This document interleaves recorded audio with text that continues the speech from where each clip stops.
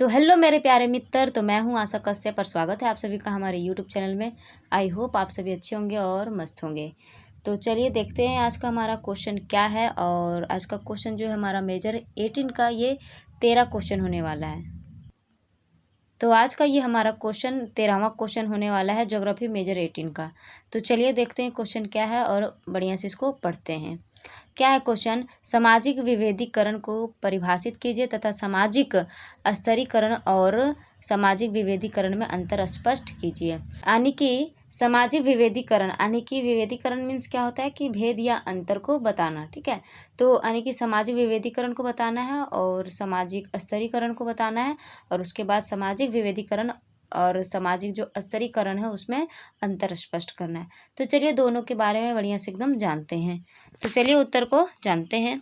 उत्तर क्या है हमारा? सामाजिक विभेदीकरण वह प्रक्रिया है जिसमें समाज के लोगों को उनकी विशेषताओं, कार्यों, आयु, लिंग, शिक्षा, पेशा, भाषा, धर्म या संस्कृति के आधार पर अलग अलग समूहों में बांटा जाता है। यानी कि सामाजिक विभेदीकरण क्या है कि समाज में लोगों को बांटा जाता है, पर असमानता की दृष्टि से नहीं, वो पहले से बटा हुआ चीज़ रहता है। जैसे कि अनेक प्रकार की विशेषताएं होती है, उनके बीच में कार्य का विशेषता होता है, आयु, लिंग, ये सभी चीज़ों का विशेषता होता है। कोई डॉक्टर है, कोई शिक्षक है, कोई किसान है, कोई व्यापारी है, कोई जो है महिला है, कोई पुरुष है। तो ये सभी चीज़ों पे जो बांटा गया है, उसी को अलग अलग समूहों के आधार पर जो बांटा गया उसी को क्या कहा जाता है? सामाजिक विभेदीकरण। ठीक है, आगे है, इसमें केवल भिन्नता होती है, ऊंच नीच या श्रेष्ठ हीन का भाव आवश्यक नहीं है। इसमें किसी प्रकार की असमानता नहीं है। ये जो है इसमें सिर्फ जो होता है वो आयु लिंग के आधार पे बांटा गया चीज़ है। इसमें किसी प्रकार का श्रेष्ठ हीन या फिर किसी प्रकार का गलत भावना का इसमें होना आवश्यक नहीं है। आगे है, सरल शब्दों में अगर इसको हम लोग समझें तो क्या समझ सकते हैं? जब समाज में लोग अलग अलग भूमिकाएं और पहचान रखते हैं उसे सामाजिक विभेदीकरण कहते हैं। यानी कि लोगों का जो है जीवन जीने का जो है उसका पेशा अलग होता है, उसकी जो कोई स्त्री होता है, कोई पुरुष होता है, कोई डॉक्टर होता है, कोई शिक्षक होता है, तो वो जो है अलग अलग किरदार को निभा रहे हैं।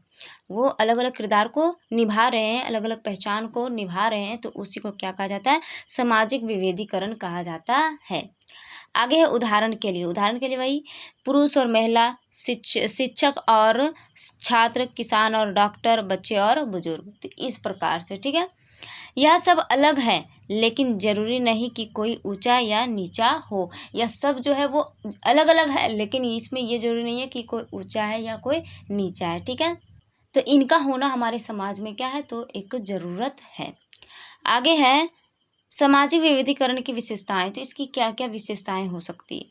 यह समाज की स्वाभाविक प्रक्रिया है। ये समाज की क्या होती है कि स्वाभाविक प्रक्रिया होती है। आगे है, इसमें केवल अंतर होता है, असमानता जरूरी नहीं होती। इसमें क्या अंतर होता है लेकिन असमानता नहीं होता है। तीसरा है, समाज के सुचारू संचालन में सहायता मिलती है। समाज को बढ़िया ढंग से चलाने के लिए ये सभी चीज़ों का होना आवश्यक है। ठीक है, डॉक्टर का होना, शिक्षक का होना, छात्र का होना, ये सभी चीज़ों का क्या है? तो आवश्यक है। आगे चौथा, अलग अलग भूमिकाओं से समाज का विकास होता है। अलग अलग किरदार को निभा रहे हैं, अलग अलग भूमिकाओं को निभा रहे हैं, तो ये सभी क्या करते हैं? तो समाज को विकसित करने में सहायक होते हैं। आगे है पांचवा, यह हर जगह, हर समाज और हर समय पाया जाता है। तो ये सभी जगहों पे पाई जाने वाली जो होती है ज़रूरत वो होती है। ठीक है, आगे दूसरा, सामाजिक स्तरीकरण। तो इसमें क्या है? सामाजिक स्तरीकरण क्या है? तो ये असमानता होता है। इसमें पूरी तरह से असमानता होता है। ऊंच नीच का असमानता, मतलब गोरा काला, ये सभी चीज़ों का इसमें असमानता होता है। ठीक है, आगे है, सामाजिक स्तरीकरण वह व्यवस्था है जिसमें समाज के लोगों को उच्च नीच या दर्जे के आधार पर स्तरों में बांटा जाता है।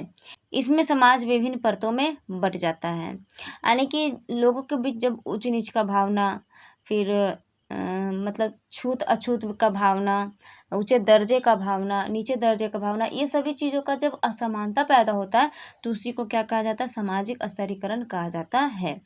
सरल शब्दों में समझे तो क्या है? जब समाज में कुछ लोग ऊंचे और कुछ नीचे माने जाते हैं उसे सामाजिक स्तरीकरण कहते हैं। आगे है, उदाहरण के लिए क्या है? तो जाति व्यवस्था, अमीर और गरीब, उच्च वर्ग, मध्यम वर्ग और निम्न वर्ग। तो ये सभी क्या हो गया, सामाजिक स्तरीकरण हो गया। ठीक है, जो समाज में बटा हुआ लोगों के द्वारा ये बांटा गया चीज़ है। लोग खुद से बांटते हैं, वो उच्च नीच का भेदभाव रखते हैं, छूत अछूत का भेदभाव रखते हैं, जो बहुत पूरी तरह से गलत चीज़ है। ठीक है, आगे है, यहाँ केवल अंतर नहीं बल्कि सामाजिक असमानता भी होती है। यहाँ भी क्या है कि अंतर के साथ साथ क्या होती है, सामाजिक असमानता भी होती है। अंतर तो होता ही है, पर इसमें सामाजिक असमानता भी होती है। आगे है सामाजिक स्तरीकरण की विशेषताएं। तो क्या क्या है, पहला, समाज में ऊंच नीच की भावना होती है। दूसरा, संसाधनों और अवसरों का समान वितरण नहीं होता है। तीसरा है, यह अपेक्षाकृत अस्थायी व्यवस्था होती है, यानी कि लंबे समय से चलते आ रही व्यवस्था है। अस्थायी व्यवस्था मतलब जो लंबे समय से चलती आ रही व्यवस्था होती है। ठीक है, चौथा है, सामाजिक प्रतिष्ठा और शक्ति का अंतर दिखाई देता है। पांचवा है, इससे सामाजिक असमानता उत्पन्न होती है। इसमें क्या होती है कि सामाजिक असमानता जो होती है वो उत्पन्न होती है।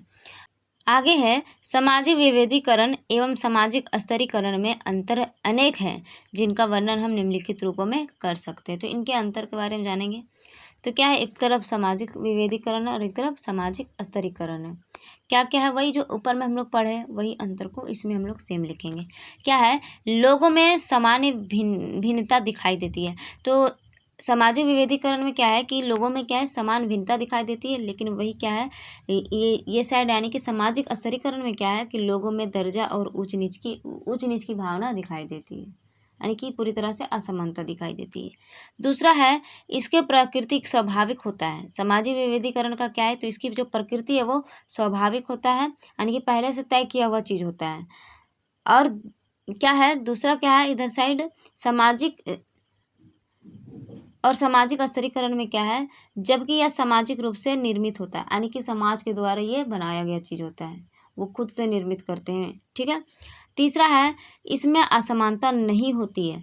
इसमें असमानता नहीं होती है, जबकि इसमें क्या होता है, असमानता स्पष्ट रूप से दिखाई देता है।